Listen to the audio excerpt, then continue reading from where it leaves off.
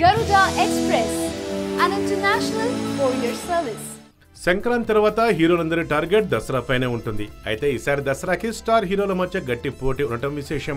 తమ సినిమాలకు థియేటర్స్ కావాల్సిన ఉండాలనే ఉద్దేశంతో ముందుగానే థియేటర్స్ కోసం ప్లాన్ చేసుకుంటున్నారు. దసరా కానుకగా తమ సినిమా వస్తుందని మొదట ప్రకటించిన హీరో నందమూరి నరసింహం బాలకృష్ణ పూరి జగన్నాథ్ దర్శకత్వంలో ఓ సినిమా చేస్తున్నారు. ఈ సినిమా ఇప్పుడు పోర్చుగల్లో షూటింగ్ జరుపుకుంటోంది. ఈ చిత్రాన్ని సెప్టెంబర్ 29న రిలీజ్ చేయబోతున్నారు. బాలయ్య తర్వాత దసరాకి రాబోయే సినిమా అంటే Mahesh spider. Crazy director Murugadoss దర్శకత్వంలో రూపొందుతున్న స్పైడర్ మూవీ ఎప్పుడో రిలీజ్ కావాలి, కానీ కొన్ని కారణాల వల్ల వాయిదా పడుతూ వచ్చింది.